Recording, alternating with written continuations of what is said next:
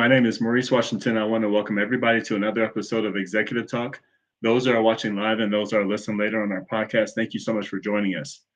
In today's segment, we're going to talk about what is retirement planning. With me today to talk about this is Kerri Farren. She's an investment advisor representative. So without further ado, let's go ahead and bring her to the stage. How you doing, Kerri? I'm doing marvelous today. The weather is beautiful. It's summertime and I love it. So how are you doing? I'm doing good. I'll take on your vibe. Okay, Yes. good. How's this year been so far as talking finances, and are you I can only imagine that the constant conversation and everything that you're having is all about retirement at some point, right? Mm-hmm. It is. I was just thinking yesterday, I'm counting the people that I'm talking to, just meeting or talking to that I meet in line at the store or something like that, just graduate people. And a lot of them are saying it's too expensive. Things are going up. I'm stressed about it. They're enjoying their life, but people are always talking about what's happening right now. That's right. That's right.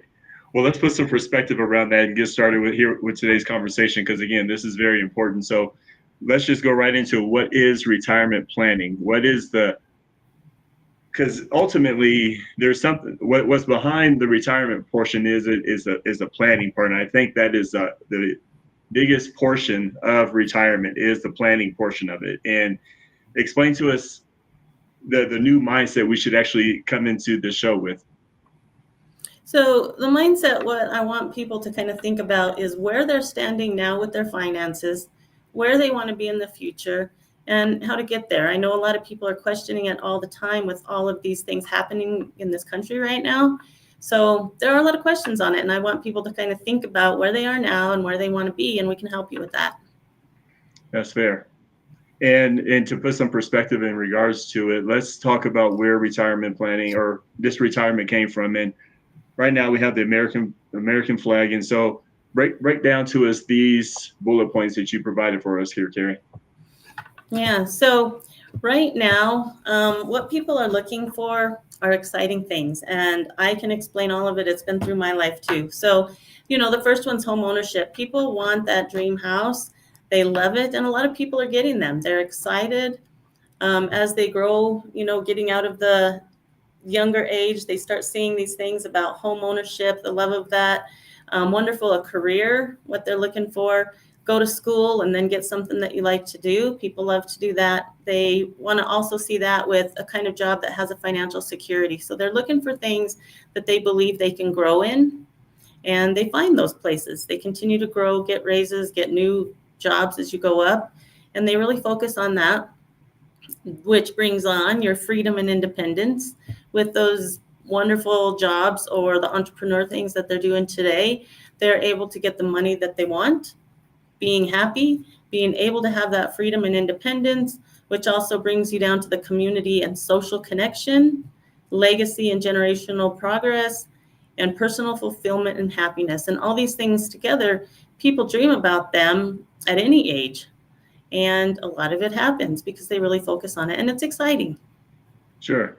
And this is, ultimately, to put it in perspective, this is ultimately the American dream. So Americans are operating in every last one of these bullet points that you laid out for us is part of the American dream as to what you would like to aspire at in your adult years, right? And retirement is one of the biggest components. Is once you do all these things, retirement is one of those blissful moments of freedom and do what you want to do, right? That's really the ultimate goal.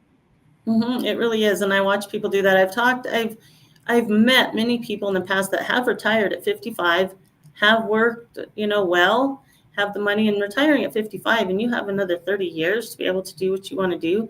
That's what people are really focused on, is something to get them there quicker, but enjoy what you're doing in the process, and then be able to have that freedom once you retire. And people, they're always looking at that, and they're focusing and seeing it and enjoying very much what their future is going to look like. I like it. All right. So then let's put this in perspective. So we have common visions for financial futures. You have financial security, early retirement, comfortable retirement, generational wealth, debt freedom, entrepreneurship, financial independence, and also sustainable finances. What sticks out to you? What's the important value of these statements here? So these again are the visions of these people, like we just talked about, of what they want to see in the future, where they are now. And it kind of goes back to the first slide that they're looking at, financial security. They want to be able to have the money and not worry about it when they retire, to just grow and do what they want. And that goes back to the early retirement that I've spoke with people about. And they really focus on that.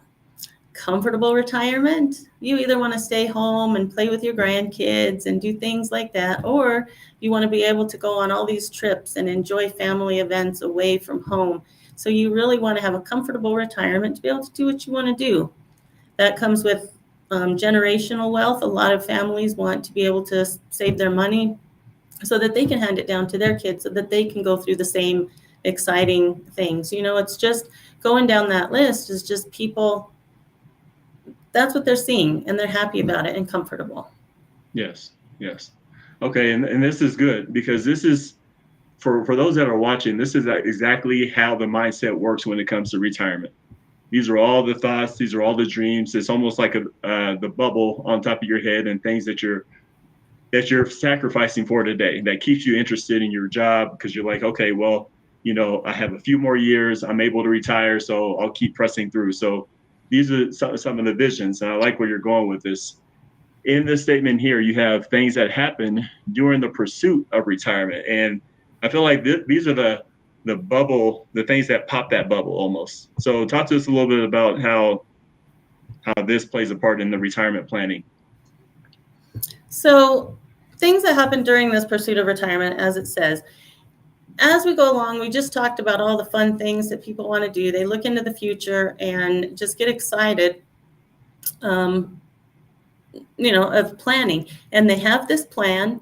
It's all set. However, things come up. A lot of unexpected expenses. Something can happen to your house, something to your car, something with family, something like that unexpected can come up that wasn't planned for. Job loss income.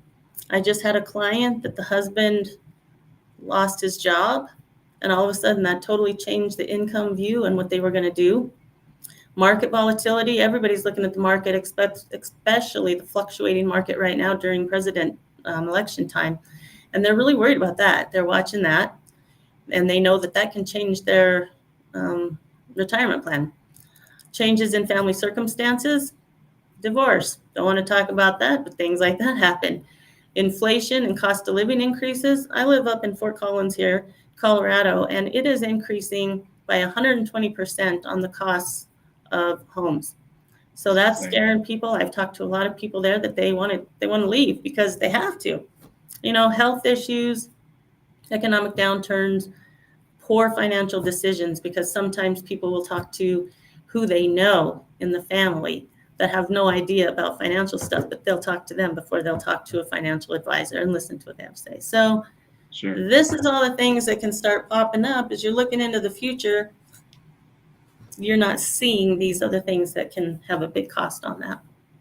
That is true. And here's a key point. Whenever you have a vision, and what I've learned is you never think what's going to happen or what's going to go wrong.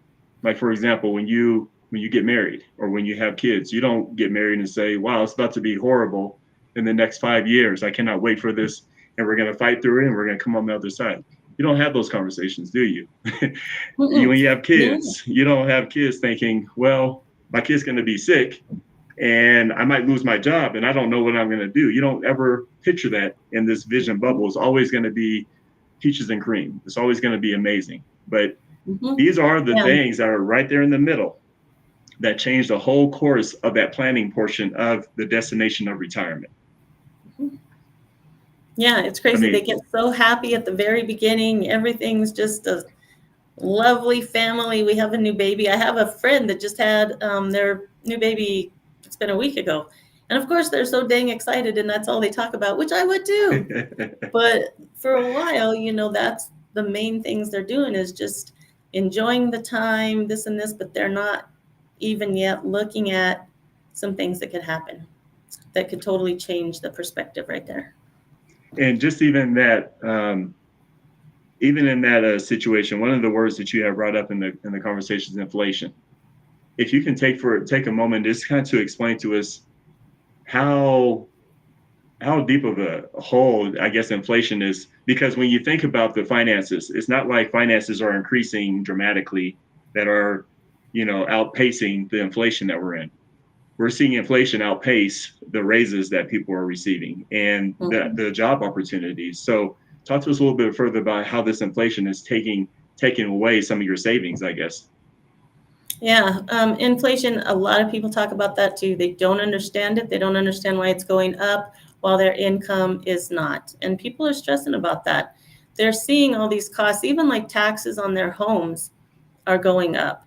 Things that you buy in stores are going up. All these prices they're seeing are going up like I said before, the mortgage 121% in Fort Collins. These people aren't understanding it and they're scared because their income isn't going up either. So this is when it comes to a time of, okay, with this income and this is the inflation and what I need to pay, we've got to figure out this gap All and right. figure out, something that we can do with that. And that comes to different looks on your finances, different changes. So that's one That's thing right. people really need to think about.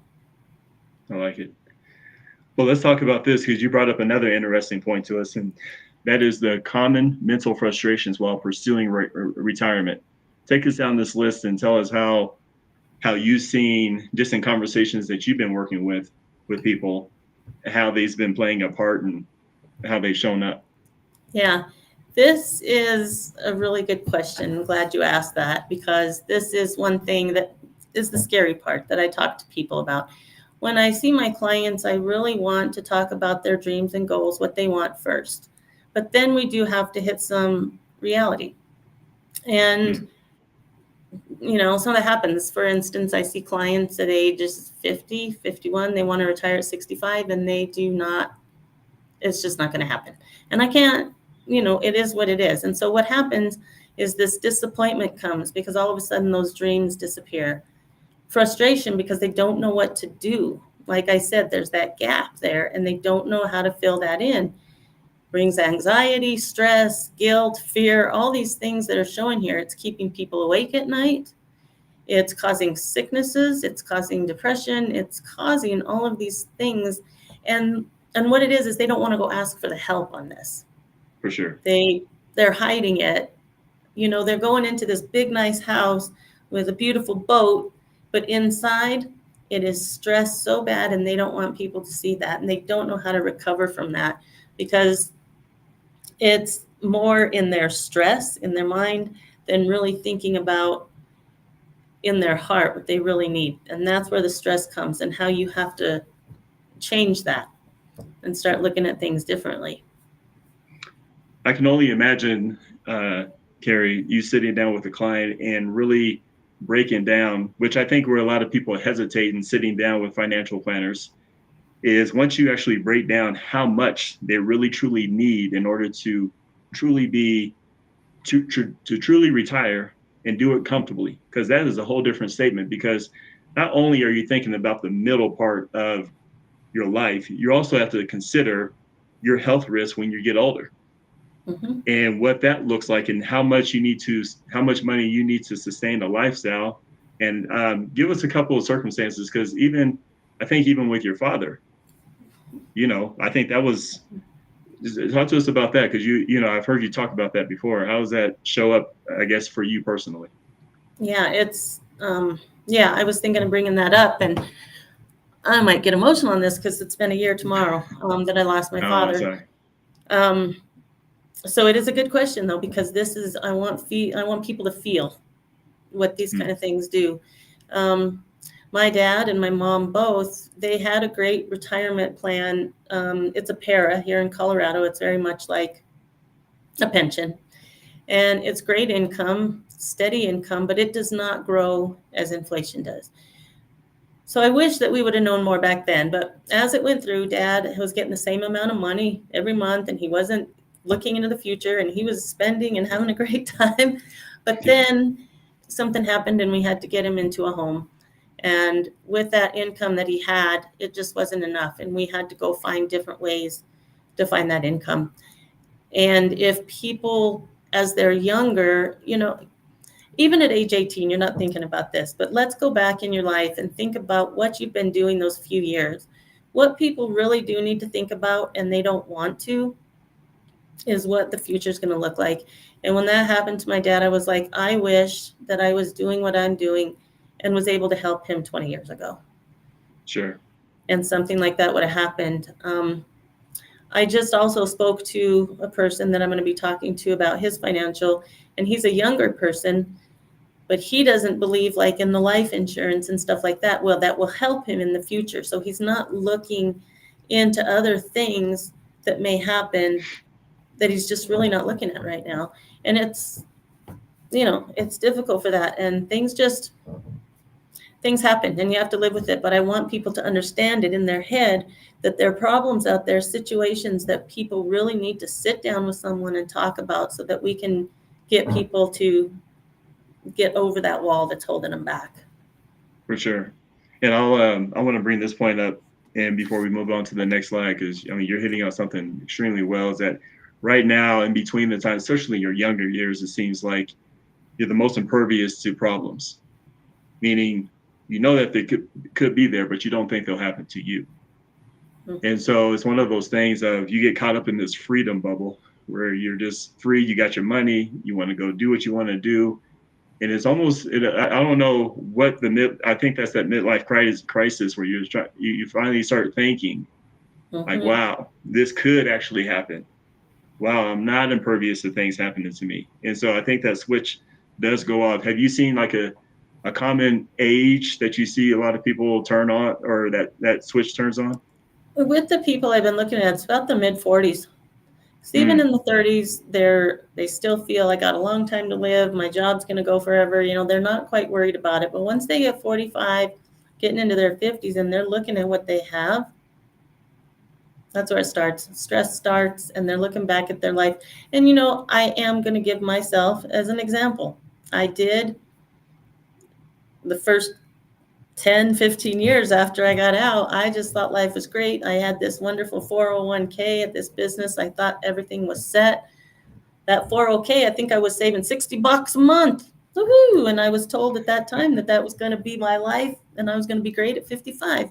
So I didn't really think about it much till I got to the point of getting married, buying a house, doing all these things that was totally unexpected. But it was great, like we talked about before. Yeah. It was great getting that house. It was great paying those bills. It was great mowing that lawn because it's ours, But that's right. Then, with inflation and all this stuff coming up, it's totally changeable, and people start stressing out, start looking at their income. That's right. And it gets sad. That's right. Well, let's go on to the next point here, because this one is just as important. So questions you need to start asking yourself. Well, and since we're on this point of, this particular age, it seems like we should start thinking about this stuff now. So what questions do you feel like people should really start honing in on now to start getting their mind prepared for this planning portion of retirement?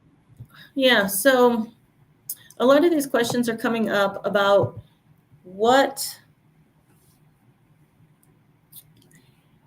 kind of like what people are looking at, have to ask these questions to themselves that they don't sit there and really think about it. I think couples need to get together, talk about what they are doing, and get together. And I'm going to give some examples of some of the questions that they need to think about. And it's more like, do they have a clear understanding of their current financial situation, including their income and expenses, which again, I didn't do when we bought our house. We really need to do that. Have I established that emergency fund?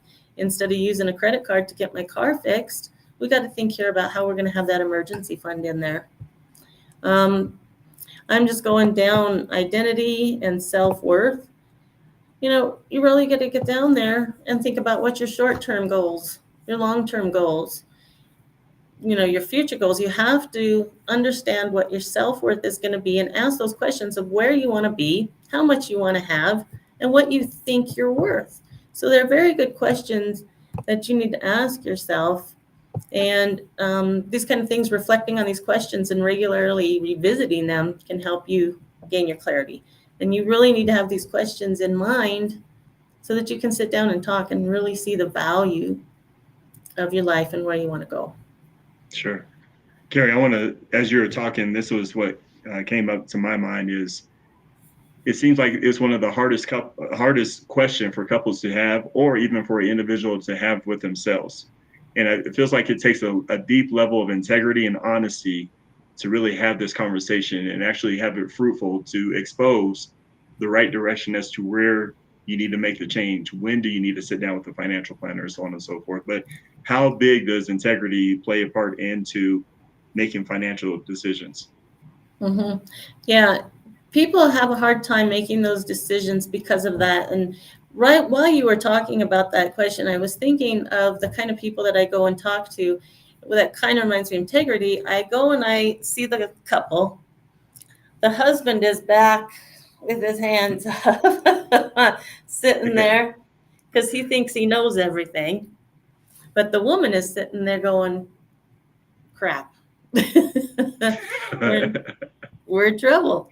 So Yeah, it's kind of, looking at people like that on how they really need to sit down and think about it. And when I go and see people, after a while, I think the man kind of starts thinking about it. He gets a little more interested because he's like, yeah, we're having these problems, and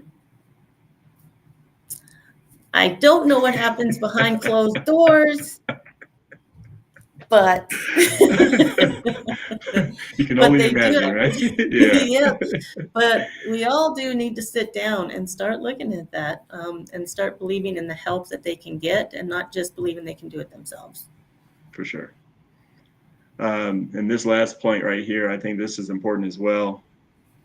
What does planning look like? And that's the whole point of the show, is the planning portion of it. How do you get to the point of high level planning? What is the integrity shift that people need to have in order to really start planning and make the right decisions?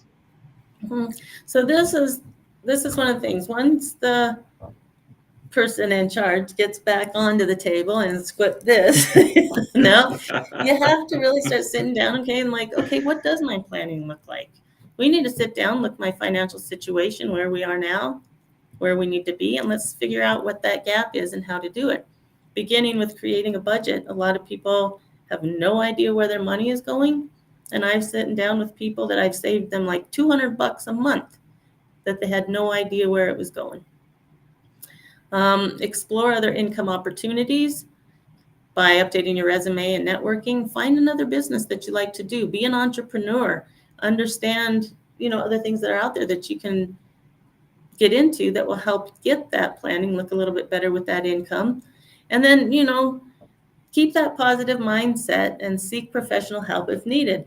But I want to tell a story, kind of a maintaining a positive mindset. Was I work with Chris Felton. He is a very good mentor for me for 18 years, and I'm still here because of that. And the stories that he tells us on what has changed and how we can do it is he got a divorce. Oh no, it could have been 15 years ago. And he had the child care that he still had to pay for. He was $100,000 in debt, and his new wife was not happy about that. Mm, And he had mm, to go and ask his wife to give him the money to pay his ex-wife for that. mm, And once that happened and he got her purse thrown at him, that was it. He got yeah. into this mental thinking, went into it, and now today everything is out of debt, and he's let me, he told me I can tell this, but he's making about $1 million a year right now and saving that money because he got that mental attitude, positive, saw the change that he wanted, got excited about it, and now today all of his dreams are coming true. That's And that's what amazing. people need to do. It's amazing. Um, Kerri, I know you're talking a lot about men and women and finances, and it's actually, we're probably going to have that conversation here real soon. I can already see it happening. But let's go ahead and stick to the topic. When it comes to that shift of planning, is there a conversation that you notice between this husband and wife that can actually help? Because I know there's a lot of people out there that are watching this program from that perspective of, how can my husband and wife, how can we have that conversation, that mutual conversation? What is that piece that will help them start to head down the mutual conversation of going down the right road? I think when I talk to people, what they need to do is look at their future, what they want, and how they can work together. If they have a really good relationship, then they have good communication and they want the same kind of goals. And they really just need to sit down and look at it. And I know it can be very easy. You're happily married, you're wanting to do things together, retire early. So just sit down and look at these things and understand. And something comes out of that. Once you start working with someone, you have the same goals, the same objectives, things start coming up and it starts working. And together they can make these things happen. So it's just communication with spouses, children, even their parents, just get the people that are important in your life on how to use that money to be able to live the life you want and send them down to your kids and grandkids if possible. Sure. That's awesome. Well, Kerri, do you have any final thoughts that you would like to share with the audience and help us, make this right transition? And that's always a good question to ask, because the end I can kind of give my input on, what we can do. I want people to start really thinking, sit down, think about where you are and where you want to be, like we've been talking about. And there are people that can help you with that. I'm one of them. I can sit down with you and help you make those goals. But that's one thing you really need to do. Be happy with the things you really want. Focus on your dreams. Then sit down and really look at how to get there and wonder how you can get over that stress, get the help. And then in the future, you're going to be able to have those things that you've been dreaming about back here. So keep that positive things in your mind and get the help to make sure you get there. I love it. I love it. Thank you so much, Kerri, for this information and addressing retirement. Everybody is always seeking retirement, but nobody really seems to talk about the planning portion of it. And I think that's really the main priority of this conversation, is to wrap our minds around the central part, is because that's where a lot of people are losing the opportunity on making the choice of retiring or not. So I really do appreciate just the high-end conversation to address it. So thank you so much. And we look forward to having you back next month and keep the conversations going. All right. Thank you very much. It's fun working with you. All right. See you next time. All right. All right. And for everybody else that's watching, I want to thank you so much for taking the time out of your schedule to watch Executive Talk, and most importantly, listen to Kerri and see what she has in store for you in regards to retirement planning. The priority here and the next step is to reach out to Kerri. Why? Because there's one major component in here is the planning portion. It's to take us to that next level, which is retirement. If that's the choice that you're looking to make sure that you understand that there's a middle part to this, that where you can make a lot of bad decisions. Not because you want to, it's just because sometimes you get caught up in the middle of life. And to have somebody such as Kerri to actually walk you down that path, to talk with quarterly, monthly, weekly, to help you get down the path to make sure that you're on track, is what this is all about. It does take a level of humbleness to sit down with a person like Kerri, to expose your finances, to expose where you are, but it will pay off in the long run to ensure that you get to the destination and you have the freedom. So when inflation does hit, you're not panicking. You can have a good, strong mindset around it and keep moving forward. But again, it's all about pressing forward. It's all about being successful in the decisions that you're making. And that's what we're here to do, is provide that type of information with what Kerri has for us. And again, as always, I want to thank her for what she does for the marketplace. But in the meantime, her and I, we actually have to get back to work. So we'll see you next time. Have a good day.